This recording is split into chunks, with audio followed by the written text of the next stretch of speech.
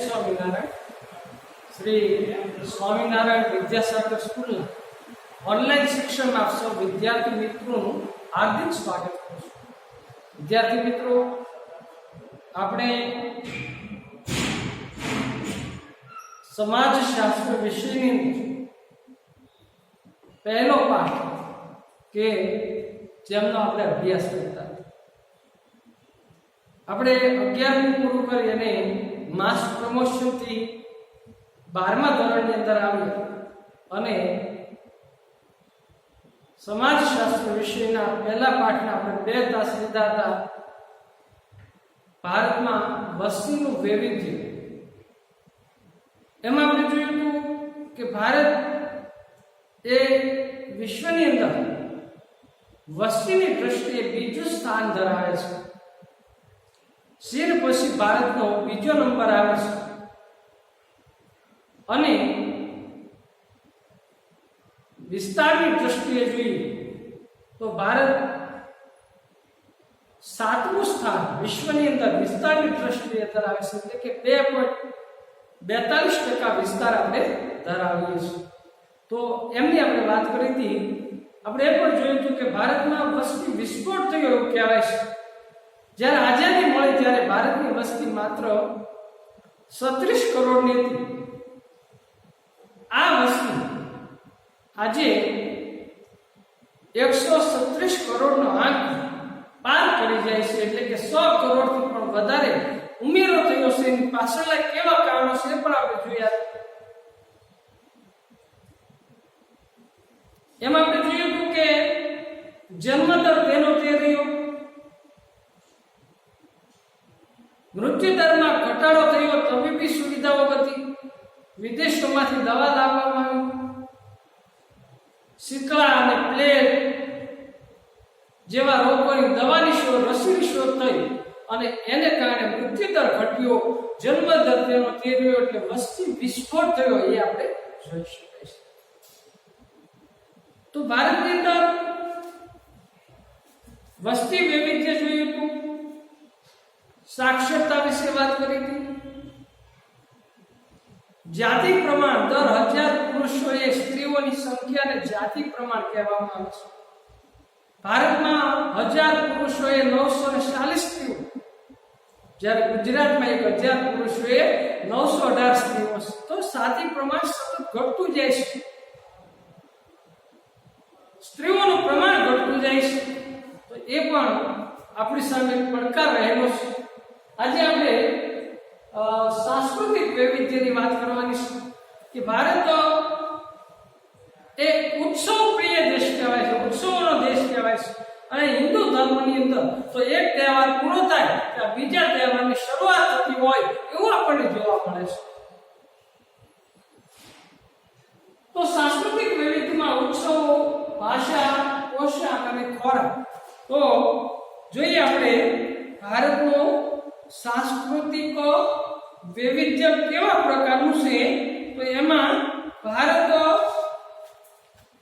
સાંસ્કૃતિક રીતે વિવિધતા ધરાવતો દેશ છે. જોઈએ આપણે કે વિશ્વમાં સમન્વય, જુદી જુદી જાતિઓ, જ્ઞાતિઓ, ધર્મ એ બધાનો સમન્વય અને સાતત્યનું ઉત્તમ ઉદાહરણ એટલે ભારત દેશ. પ્રાચીન સમયથી જ ભારત એક સમૃદ્ધ દેશ હતો. એટલા માટે સમન્વય અને સાતત્યનું ઉદાહરણ એટલે કે વિવિધ પ્રજાઓ પ્રાચીન સમયથી જ વ્યાપાર કરવા માટે ભારતમાં આવતી અને ભારતમાં આવીને સ્થિર થઈ. જે પ્રજા ભારતમાં આવે એ પોતાના રીત રિવાજો, પોતાનો ધર્મ, પોતાની સંસ્કૃતિ લઈને આવે છે અને સારા તત્વોને અપનાવી લેવામાં આવે છે. તો આપણે જોયું કે નેગ્રીટો, ઓસ્ટ્રેલોઇડ, મોંગોલોઇડ, હુણ, શક, ફ્રેન્ચો, પોર્ટુગીઝો, અંગ્રેજો આ બધી પ્રજા ભારતમાં આવી. એટલે ભારતમાં આવે અને એ પ્રજાના જે સંસ્કૃતિના સારા તત્વો હતા. આપણે જોયું કે અંગ્રેજો ભારતમાં આવ્યા એટલે આપણે અંગ્રેજી ભાષા અપનાવી લીધી.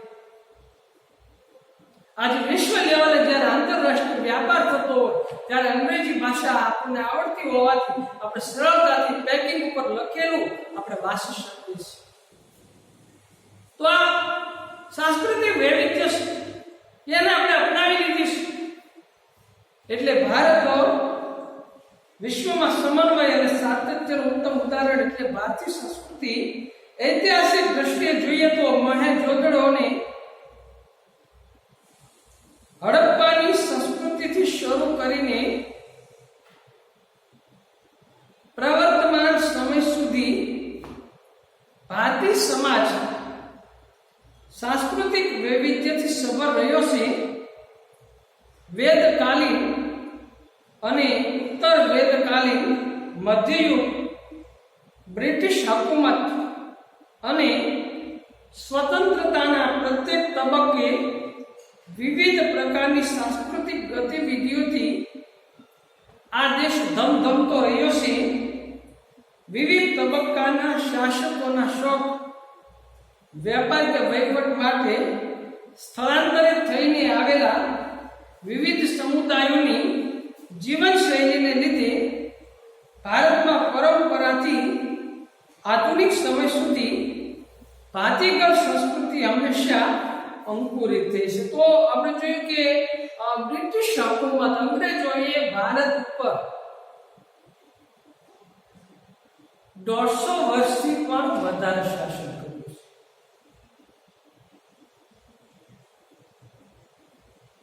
તો અંગ્રેજોની જે નીતિ હતી, ભલે અંગ્રેજોએ ભારતના ભોગે ઇંગ્લેન્ડને સમૃદ્ધ બનાવ્યું હોય, એક વ્યાપારિક કંપની હતી, એ ભારતના લોકોનું ખૂબ શોષણ કર્યું, તેમ છતાં એમણે આપણને ઘણું બધું આપ્યું છે. એમણે અંગ્રેજી ભાષા આપી છે, એમણે શાળાઓ શરૂ કરી છે. 1853માં મુંબઈથી થાણા રેલવેની શરૂઆત કરી છે, તાર ટપાલની શરૂઆત કરી છે. તો આમ એકંદરે જોઈએ તો બ્રિટિશ હુકુમતમાં આપણને ઘણું બધું શીખવા મળ્યું છે. સ્વતંત્રતાના પ્રત્યેક તબક્કે વિવિધ પ્રકારની સાંસ્કૃતિક ગતિવિધિઓથી આ દેશ ધમધમતો રહ્યો છે. વિવિધ તબક્કાના શાસકોના શોખ વેપાર કે વહીવટ માટે સ્થળાંતરિત થઈને આવેલા વિવિધ સમુદાયોની જીવનશૈલીને લીધે ભારતમાં પરંપરાથી આધુનિક સમય સુધી ભાતીગળ સંસ્કૃતિ હંમેશા અંકુરિત થઈ રહી છે. ભારતમાં ઉત્તરથી દક્ષિણ આપણે જોઈએ કે જમ્મુ કાશ્મીર ઉત્તરમાં, કેરળ, તામિલનાડુ, આંધ્રપ્રદેશ દક્ષિણના રાજ્યો ગણાય છે. પૂર્વથી પશ્ચિમ આસામ, મણિપુર, મેઘાલય પૂર્વના રાજ્યો ગણાય, જ્યારે ગુજરાત એ પશ્ચિમનું રાજ્ય ગણાય છે. કાશ્મીરથી કન્યાકુમારીને કોલકાતાથી કચ્છ સમગ્ર ભારતની સરહદને આવરી લેતા એવા વિશાળ ક્ષેત્રફળમાં પ્રાદેશિકતાને આધારે સાંસ્કૃતિક વૈવિધ્ય નજરે પડે છે. પ્રદેશ અનુસાર સંસ્કૃતિ પોતાની આગવી ભાત પાડે છે, સાથે અન્ય સંસ્કૃતિમાં સહભાગીદાર થવા પ્રયત્ન કરે છે. આથી સાંસ્કૃતિક ઐક્ય મજબૂત બને છે. ભારતીય સમાજની સાંસ્કૃતિક વિવિધતા દેશ વિદેશમાં જાણીતી છે. સમગ્ર ભારતમાં સાંસ્કૃતિક વૈવિધ્યને ઉત્સવો, ખોરાક, પોશાક અને જીવન નિર્વાહની રીતો, ભાષા વગેરે અનેક સ્વરૂપે જોઈ શકાય છે, જે નીચે મુજબ છે. તો સાંસ્કૃતિક વૈવિધ્યમાં પહેલું છે ઉત્સવ.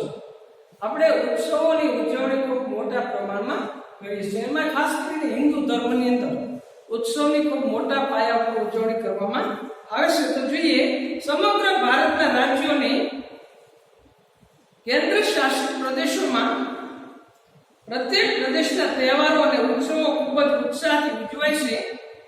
દિવાળી, હોળી, દશેરા, ઈદ ઉલ ફિત્ર, ક્રિસમસ, નવરોજ, પતેતી, ગુરુ પર્વ વગેરે ધાર્મિક તહેવારો. તો આપણે જોઈએ કે આ બધા જુદા જુદા ધર્મના તહેવારો. દિવાળી, હોળી, દશેરા હિન્દુ ધર્મના તહેવારો છે. જ્યારે ઈદ ઉલ ફિત્ર મુસ્લિમ ધર્મનો તહેવાર છે, ક્રિસમસ નાતાલ ખ્રિસ્તી ધર્મનો તહેવાર છે. તો આમ જુદા જુદા ધર્મના તહેવારોની ઉજવણી કરીએ. ઉપરાંત ખેતીની ફસલને વધાવતા ઉત્સવો જેમ કે અસમનો બિહુ,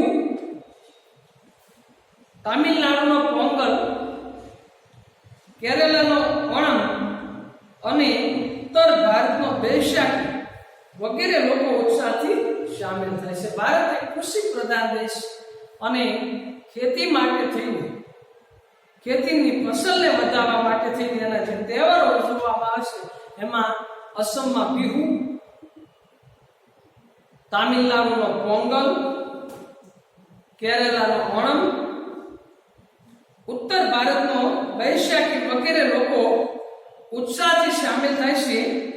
બુદ્ધ પૂર્ણિમા કે મહાવીર જયંતિની ઉજવણી પણ ઉત્સાહથી કરવામાં આવે છે. તો આ રીતે ઉત્સવોની ઉજવણી પણ કરવામાં આવે છે. ત્યાર પછી બીજું છે ભાષા. ભારત જુદી જુદી ભાષાઓ બોલતો દેશ છે. આપણે જોઈએ કે ભાષા અને બોલી ભારતમાં એવી કહેવાતો છે કે 12 ગાવે બોલી બદલાય.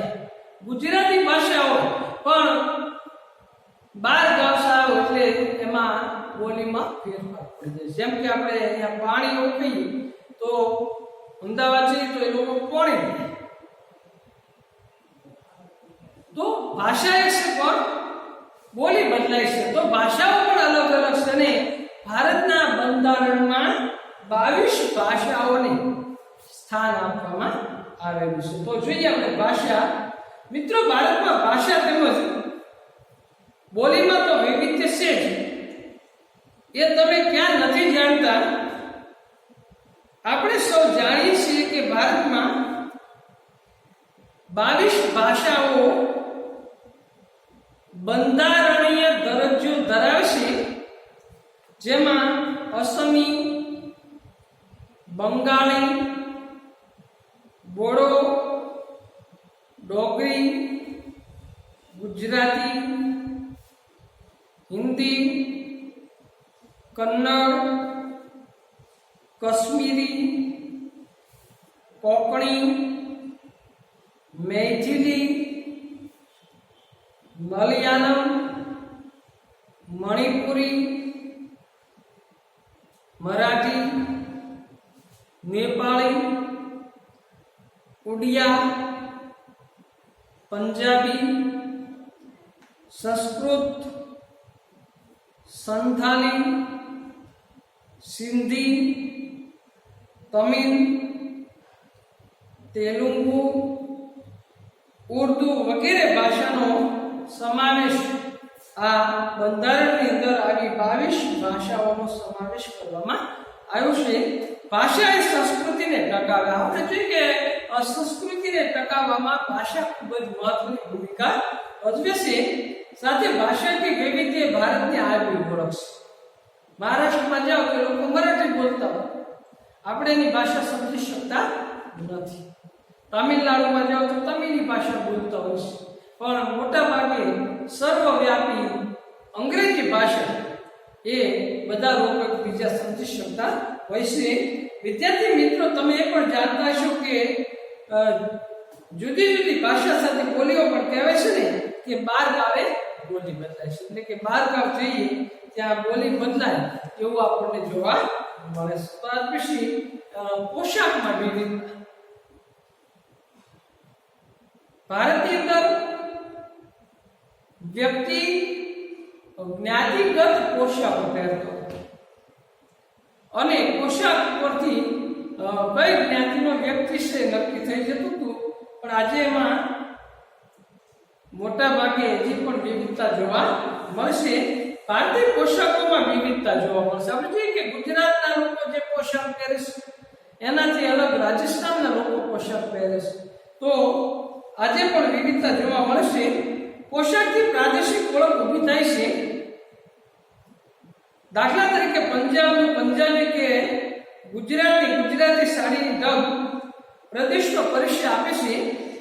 એ જ રીતે ધર્મ આધારિત પોશાક પણ સાંસ્કૃતિક વૈવિધ્યમાં વધારો કરે છે. દાખલા તરીકે બુરકા રીદા, પાઘડી વગેરે એ ભારતીય પોશાકો આપણને જોવા મળે છે. તો રાજ્યમાં તમે બીજા રાજ્યમાં જાઓ તો ત્યાં આપણને પોશાકમાં વિવિધતા જોવા મળે છે. ત્યાર પછી ખોરાક.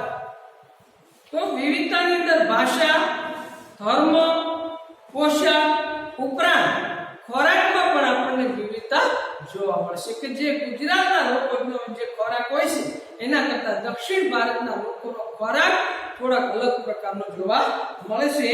પ્રદેશ અનુસારના અનાજના ઉત્પાદનની અસર ખોરાક ઉપર પડે છે. સ્વાભાવિક છે, દરિયાઈ પટ્ટી પર ચોખા અને માછલી સરળતાથી પ્રાપ્ત થાય છે. આપણે જોઈએ કે દક્ષિણ ભારતની અંદર પૂર્વે બંગાળાની ખાડી, પશ્ચિમમાં અરબ સાગર અને દક્ષિણમાં હિન્દ મહાસાગર, આ ત્રણેય બાજુએ પાણી હોવાથી એ લોકો ખોરાકની અંદર માછલીનો વધારે ઉપયોગ કરે છે.